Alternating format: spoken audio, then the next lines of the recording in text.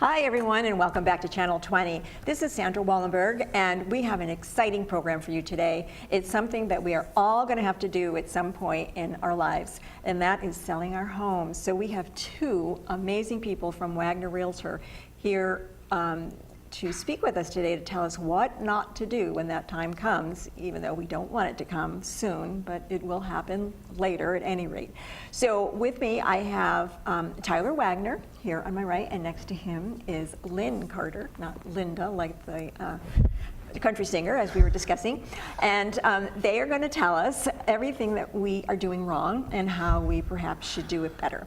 So Lynn, to get us started, can you just tell us a little bit about yourself and your experience? Sure. I have been selling real estate since the early 90s and have lived here that long also. Joined the golf club when probably another 10, 12 years before that. So I have lots of real estate experience, been working with lots of people in here because this is where I specialize. And before that, I worked in management for Verizon. Very good. So as a realtor, now I'm understanding the terms here, she is a salesperson. She sells the house, so that's her experience. And now Tyler, who is the broker owner, is also a realtor, but he is has special training now to be the owner of a company and manage the realtors, I'm understanding, correct? Correct, yep. Correct. Yep. Okay, and so tell us about yourself, Tyler. So I've been, it's in my family. I'm part of the fourth generation in the business. Really? But I've been doing it for about 13 years. Wow. And then actually my brother and I both own the business now. We started last year as the owners, so. Oh, how exciting. Yep. A family business, 4 generations, I'm impressed. Okay, so anyway, they do have a lot of experience, and I'm sure you've seen them all around the neighborhoods because they do sell a lot of our homes. So I think, Lynn, what we'll probably start with is maybe managing our time in terms of preparing to sell a house. I know people of my age didn't really do a lot of preparation. We just put our house up for the market and people came in, they bought it and they went away, or they didn't like it and they went away. But now it's all a whole different ballgame, I understand. It is. There's a lot to do, and the sooner you get started thinking and planning about it, the better off we all are. Not only taking care of our house to make sure it shows well, but also what are we going to do with all the things that we have? Take them with us, give them to our family, sell them. There's all kinds of choices. So it doesn't hurt to start early. It's important that you select a realtor that works well, hard, and for you. And so it's what they call today multitasking. So the sooner we get started, I think the less stress that you, the sellers, experience. Okay, so Tyler, then what do we have to do to prepare our houses for sale? If it's going to take a while, what kind of things are we needing to do? Sure. Well, I mean, one of the biggest things that people are doing these days is actually staging homes. In terms of preparing, you want to look at the calendar, really decide what time of year is the best for you to sell, and then plan from there. But the staging has become a big part of it because, the pictures online, everybody's searching for real estate online these days. And if the pictures don't look good online, a lot of people aren't going to come see your house. So. Kind of like Match.com. Match.com, yeah. Okay. No, but really, the National Association of Staging, the International Association of Staging Professionals, they say about 10% of people can actually use their imagination and figure out what they like in a house. Wow. Where a lot of people assume that anybody can do that. That's typically not the case, and it's amazing how if you take the time to remove the clutter, put things in the right places, and then in some cases actually bring furniture in. Yeah. It'll really warm up the spaces, and really that kind of helps sell the house more, the lifestyle more than just the house. 10%, that is interesting. We Yeah. are just so pathetic. It's like, oh my God. But so staging then just could mean moving your stuff around, not necessarily bringing stuff in. Because I Right. always thought staging was when after you had left, you take your furniture out and they bring furniture in just to make it look more palatable. But staging is a little bit different than just that, you're saying. Right. So staging is kind of depersonalizing the house. Okay. Like they'll say things like take down your family photos. You're just trying to make it look so that it's very easy for the buyers to come in and say we could live here. So staging is kind of the opposite of interior decorating, where you're designing for yourself. You're trying to design Okay. it for the crowd. Okay then, that's interesting. So what's this on 196% return on investment? What is this? Yeah, so staging, I mean, it doesn't cost that much in comparison to a lot of other things. I mean, certainly things like painting is a very good return on investment if you put in clean paint with nice light colors that are neutral. But it's amazing how taking a little of that time and make sure the house is prepared really helps. I mean, buyers are a lot pickier than you'd think they would be. They come in and I think a lot of people assume that buyers are just going to change everything once they get there. Right. That why should I do it? Because they're just going to have a different taste. Why should I change the countertop? Because they might not like what I pick out. Yeah. On the other hand, they probably don't like what's there existing, and they're going to say, well, that's another expense that I have to take on. So it's it's a huge return if you take the time to do it. So it's better to do it and not just say, well, we'll give you so much money towards this to do it yourself, Right. you're saying. Right. Okay. Yeah. Typically that doesn't work out as well. Yeah. Oh, okay. Yeah. That's good to know. Yep. Okay, so let's see. And now I know when I had little children and we were moving, we always kind of did the spring thing because the kids wanted to be settled before school started in September. But here in Hershey's Mill, is spring still the big time to do it? Spring is the big time, but we're finding also that we are an adult community. Typically, we don't have little grandchildren running around all the time. And we're finding that holidays, be it Thanksgiving, at Christmas time holidays, they're just as busy sometimes as the other time in the market. It may be late summer, might be a little slower, but we don't have little ones to worry about and hide gifts and Santa Claus and all that. We have friends that visit us, and since you love living here, your friends may also. Yeah. And so it is a continuous market, sometimes a tad bit bigger, better, busier than others, but any time we suggest is a good time. Don't wait for a certain time. Oh, okay, good. Now, the all-important concern is pricing. Everybody wants to get top dollar, and I imagine sometimes you have to tell people that maybe their house is not going to get that, and how do you do that with finesse and... Well, you really want a true value for your home. You don't want somebody to tell you what they think you want to hear. And frankly, the information that we give in terms of pricing is exactly what the buyers look at. We're not dealing with first-time home buyers. We're dealing with experienced, successful people. Yeah, that's true. You are also. Typically, what's been selling in the last 6 months, maybe a year, is really the best examples to use to try and value your home. To overprice it is not good because the first couple of weeks, month in your marketing period is your most important. And if it's overpriced, people won't look at it. And as Tyler said, everybody wants to do something with their house to make it a home. It's your house. It's not your home you're selling. It's an asset. It's your house. But a buyer's viewing it as their home. So they might want to add some value to it in terms of painting, carpet, updating of things. And they will add that to the price that you're asking so that they don't go over their budget. And we all have budgets. Yeah, that's true. That's a good point. So that's kind of sad, though, because I've known people that have overpriced. And I imagine you go in, though, and someone's adamant that they want a certain price. So do you just not list it, or do you just do it? And well, the seller, you are the boss. We try and convince you with data why it should be where it is.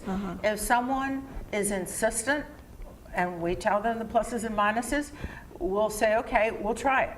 You know, this is not exact science, but we'll try it. And if after a couple of weeks, a month, the feedback and or the number of showings indicates that we need to do something differently, then we need to have a discussion, and we ask that you cooperate in that discussion. okay. Do you find, though, like since people are looking online, that when they see the prices are going down, like a house is getting the prices down, it's a detriment to the selling process?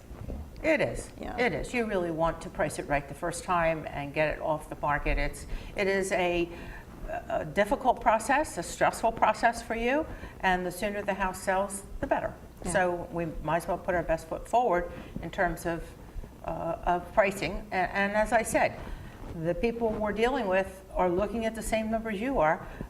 They're not first-time home buyers. They're smart people like you are. So Yeah. Okay. So bottom line, don't be greedy, people.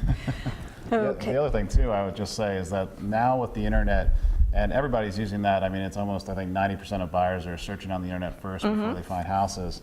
They know what they're looking for. So if you overprice, they've already been comparing house to house, and with all the different websites out there and all the information available, it's very hard to get somebody to one-off just pay you more because you want it. Just you know? because, Just yeah, because, you that's know. true. You hear the occasional story where somebody got a great price because the house maybe reminded them of a house they grew up in, and you know, they would pay anything for it, that kind of thing. Oh my. But that's not typically the case. And with that big group of buyers out there, they come in, they're looking quick, and they typically, like Lynn was just saying, they typically come in very quickly. In those first couple of weeks, they're out there. And the other thing that we see a mistake is that a lot of times that first offer is your best offer. So it's hard to, you know, sometimes accept that if you've just put your house on the market, you just listed it. But that first person who came in is probably very serious. They saw your house, like, wow, that's the one, I'm going for it. They give a good offer, and it's hard sometimes, almost like seller's remorse as opposed to buyer's remorse, where the people say, well, maybe we underpriced it. But Yes. it's important to sit back and, you know, think about that, because a lot of times they're very committed, strong buyers, and they're going to get the deal done for you. So, but it is understandably tempting that you don't want to necessarily take it at times. Yeah, do you find that happens a lot more with estates? Like when the homeowner passes and then you've got the children involved wanting to get the most money out of this asset for their inheritance? I don't know. A lot of cooks in the kitchen make it hard. Yeah, right. No, I know, because now that you mentioned it, it happened to me once. I put an offer on a house, and it was his mom's house, and he wouldn't come down. And then 6 months later, he called to see if I wanted the house. But meanwhile, I was already living somewhere else, you know. So it does happen. It does in real happen. We life. try, and lots of times families are helping their parents going through the process, and we try to encourage them to think in that framework rather than theirs, because there is a generational difference and people think differently. Yeah. And not only even if it is an estate, the people that are buying it are within the generation or just one down from their parents. So it's a different market. Yeah. Yeah. Different buyer, a different seller, and you really have to work within that framework. Yeah. Something I just like to add from my own experience, because I bought a house that was part of an estate here, and have your children know what's going on with the house, like the improvements you made and stuff like that. I mean, I got that disclosure form that had nothing on it, like we don't know, and it's like, oh, you know, so what am I buying? You know, is it? I mean, it could have been something really scary, so that might make people not want to buy something too. I think if there's nothing being disclosed. The accuracy of the seller's disclosure, the person filling it out and signing it needs to have firsthand experience. That doesn't mean that if you were helping your mother or father or whatever and knew what was going on, it is your right and obligation to disclose it. But you have to have firsthand knowledge. Okay. So if you received a disclosure that has zero information on it, it could be because the person filling it out doesn't know, truly. Yeah. Not that they're trying to hide anything. No, I know, but I mean, a lot of times, like when people are old, the parent, I mean, you know, the children are involved some way, but it just would have been nice to have some little information. But anyway, I'm not the professional. I've just experienced it buying houses. Well, if it's an estate, they're not required to fill it out. They're not. So you do get that sometimes. Oh my gosh. You know, which makes it a little. Well, you do the inspections and you go from there. Yeah. So I have to die first before my before my children try to sell my house. Okay. So how do we go about picking a realtor? I mean, you know, a lot of times people will say, "Oh, my cousin Joey, you know, who lives in Oshkosh, had this realtor and says he's good." Is that a good way to pick somebody? Well, I mean, I think the biggest thing is you do want somebody who's local, who knows the marketplace. You know, too many times you can see people come in who, again, you might have a cousin or a friend or somebody like that, and that's not necessarily a bad choice. It's just if they don't know the market really well, that can hurt you, because they understand all the value that's there. Like, for instance, in a community like this, there's so much value that comes into living here. It's not just about living in the house. It's the community, and it's all the activities, and you know, to have somebody who's local in an area like this makes a huge difference. You know, for the seller, because when you're representing the seller, you can tell the buyer and the buyer's agent all the great things. Same thing for a buyer. You can explain, well, this is a great location because it's right next to here, here, and here. You know, if you actually live in the community like Lynn does, you know, there's just so much more ability to be enthusiastic about the property, and that helps. That all helps. Yeah. There's also a lot of the local like municipality type things that, if you're not aware of them, then the seller finds out later in the deal, and that's very frustrating. So that's a big piece of it. But also finding somebody that you trust. I mean, a referral is a great way to go. I mean, if it is a referral that somebody else had a great experience and you pass the name along, I think it's a preferred way, I would say. But a good agent is going to reduce the stress of you going through the process. They're going to have great contacts in the area, so if you do need to get some work done, for instance, if you have inspections and say there's an issue with the heating system or something like that, a good local real estate agent should have a lot of great contacts. Say, okay, we'll bring them in and make sure we get this fixed for you. It doesn't become a big project for the seller. It's just more coordinating. Yeah. So that's great. Handling the negotiations. People don't like to negotiate typically, so they tend to not represent themselves well. So a good agent will do a better job for you. Okay. So definitely an agent versus trying to handle it yourself, just to save the 6% interest or whatever is that you charge. And I would also say, asking your friend to represent you in the sale of your house is a nice thing to do, but the friend may not have the skills or may be new.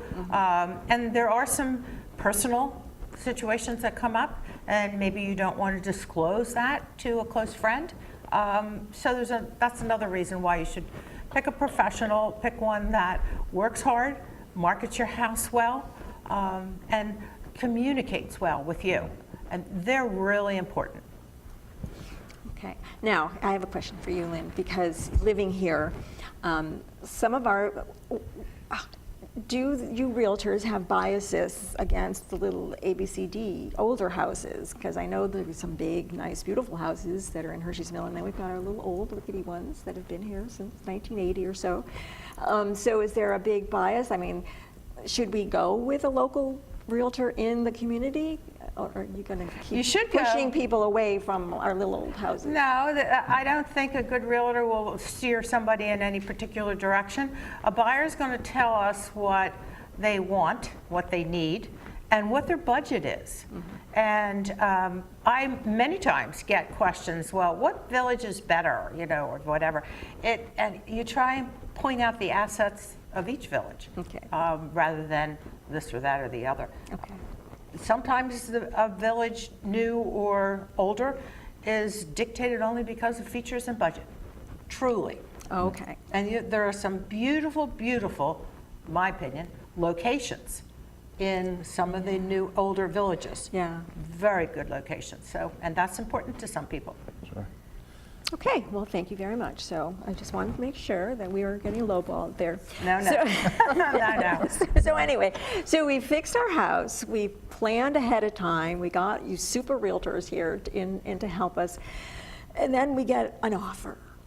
Okay, now what? It's not the offer that we wanted. So now what happens? Well, every offer is a good offer. We encourage people to negotiate. As Tyler just said, sometimes your first offer is your best offer. We don't get a lot of lowball offers here in Hershey's Mill. Oh, good. But you, the seller, and the buyer have two things that are most important to both of you, and that is the price and the settlement date. I encourage sellers to negotiate on every offer. If you have an offer that's significantly below where you want to be, we have data that we use to price your house, and we'll use that in a framework to counter. But I always encourage you to counter where you want to be in reference to your timing and your money, but also realizing that we want to come to a win-win situation. Okay, so the countering, I mean, like say you're $60,000 apart or something, and you go 5,000 and 5,000 and 5,000 and 5,000. It's like it could be a never-ending thing. Is this like, do you instill some reality into the situation? We try to, and again, you and your potential buyer are not first-time home buyers. You've had a lot of experience, success. That's why you're here. And this is not the first time you've been negotiating, although it might have been in the distant past when you did it before. But I think reality sets in with both buyer and seller. And if you can't come to terms, if you refuse to negotiate, so be it. But it's not in your best interest not to try. So how about when the inspector, I mean, you have somebody come and inspect your house and see what's going on, and they come up with this list of this, and this that need to be repaired. I imagine many of us get kind of intransigent about that, like, well, you know, it's not a big deal. I mean, how do you know which things should be repaired and which things shouldn't, or do you suggest that we just do everything on the list? Well, I mean, I think the purpose of the inspection is really to make sure that any safety issues, so, you know, electrical issues or, you know, heating, you know, things that would actually create a hazard to the person are taken care of. You want to make sure that if there's any structural issues, and then also make sure that things work the way they're supposed to work, is kind of how I always explain it. So if it's a dishwasher, it should turn on when you press the button. Yeah. It shouldn't just be sitting there, even though you never used the dishwasher and Okay. you've lived there for 10 years and maybe you'd used it once, it still should work properly. So, you know, when you get those lists, you try to deal with it as best you can. You know, you try to set the expectations with the buyer agent. You know, if you're representing a seller who you know is not going to do much, you need to set that expectation up front. So hopefully by the time they get to the point of inspections, they understand that, well, unless it's something major, you know, we're not going to deal with it. But, you know, a lot of times, you know, it's not the end of the world. The inspections aren't too hard. Again, it's good when you have some local folks, contractors that you can bring in and just kind of calm everybody down. I think it's the fear is when you have an inspector maybe who has a big personality and tries to scare the heck out of the buyer on every single item that they see, when they might be just common issues for those type of houses. You know, and so it kind of comes back to, again, a good local real estate agent who knows those houses can say, well, this is common, this is what we did before, this is, you know, and kind of set it up. But sellers, you know, you have to be prepared that you're going to have to do some stuff. You know, it's not to go in and say, I'm just selling this as is. Yeah, I was just going to ask you about that. It's very hard. It's very hard to sell houses just as is these days, unfortunately. I'd like to start as is real estate and go from there, but it's just not. It's not the way they do it anymore. Oh darn. Yeah. And I will typically go over with a seller things that I don't care whether it's buyer A or buyer C. This is something that buyers ask to have fixed in here, and you need to address it no matter which one you're dealing with. So why don't we deal with it on the first buyer? Yeah, absolutely. Yeah. And then I imagine there's some, before you show the house, there are some detriments to that. Like, I know I walked into houses where like smell cats, or I smell mold, or I smell something, and then it's like, no, I don't want to be here. So is there something that you can advise about that sort of thing? I mean, smells are very personal. Yeah. I mean, you know, if there is a pet smell, you know, some people love cats and they wouldn't even pick up on it. Other people, you know, touch the front door and they turn around and walk away. So it's smoking is really tough if a house has smoke, especially because you don't smell smoke anymore. You don't go to the restaurants, and everybody's gotten so used to not smelling it anymore. It used to be kind of the common thing. Yeah. So that really can affect the value, because people won't even make it through the house. Even heavy like potpourri and stuff is not good, because certain people smell it and they just say, I got to get out of here. You know, it makes them very uncomfortable. Well, so many people have allergies too and things. Oh yeah. Correct. Yeah. That's so if big. it's so full of smoke, I mean, and you tell somebody that, I mean, they'd have to like shampoo things and paint things and really do a lot. Yeah, you might have to, you know, remove carpets, prime and paint. Oh my gosh. It can get pretty costly to get rid of it completely. It's pretty tough. Yeah. Okay, so for you smokers, now besides the health hazard, this is another good reason you're going to lose money on your house. So stop smoking now. Yeah. So anyway, is there anything else that we might have missed that, I mean, I think trying from my experience as a homeowner and buyer and seller, and I mean, I like colors in my house, so you're probably saying don't paint colors. I'm going to redo a bathroom, and I'll do that very bland for you guys. But I think the big thing is that, you know, if you go in the extreme customization, that's when you're doing it for yourself, and that's great. And everybody lives differently. You know, if you take the time if you really are thinking, okay, I am going to sell in a couple of years, if you know what your timeline is, which a lot of people don't, you know, but if you know what your timeline is, you know, that's even even if you're, you know, thinking you're years out, but you just want an opinion, calling a local good real estate agent can say, you know, should I do this or not do this? And how much should I spend on it? You know, because I've had people put in, like, for instance, a super high efficient heating system that costs $15,000. And where they could have put one in for about $7,000, it would have been fine. They would have never recouped their cost and all that thing, but they go ahead and do some of these big upgrades to systems when Had Yeah. they spent some money on the kitchen, the house would have sold for a lot more money, even though they have this incredible system in the basement. Yeah, boy, nice Yeah. and warm, yeah. Yeah. I would like that, though. I'd walk around with it. And I would encourage Blankets. you, if there are things that need to be done to your house, just to bring it up to date before you put it on the market, do them and enjoy the money that you spent, the features that you're changing, rather than having to do it to get the house sold. Yeah. You know, my dental hygienist said the same thing. They had this old house, and they were going to sell the house, and they started doing all these upgrades. They hadn't done them up until then. She says, but now it's so nice, I don't want to sell the house anymore. So they're delaying selling the house because they're enjoying the kitchen and the deck. And she said, oh, it's so great out there, the deck and the sun. And so that's really true. Don't do it just to sell the house. Like, why put up with all this nonsense all these years, like roughing it, when you could have had something nice. But I suppose a little of the time is the best way, because it is a cost. But so doing kitchens then is still a good thing. Doing bathrooms is Updating them. updating. Absolutely, yeah. Sure. Does it- Think of yourself as a buyer, and what would you do or think, or how would you act? Put yourself in the shoes of the buyer, and that might be a check and balance for you, for helping you come to a conclusion, come to a decision Yeah. about whatever the topic is. Okay. And remember too that you're just, you're buying, again, like Lynn was saying, these are folks who have bought and sold houses before, so they've done projects on other houses, and a lot of people come in here, they don't want to do another project house. They want to come in and be like, oh, I just want to live here. So if it does look nice, and they've done, you've done a really nice job, then Helps that sell it. really helps sell the house, Okay. and pushes the price up too. Okay. That really can be a benefit. It will sell faster if it meets the criteria of the buyer in the buyer's eyes.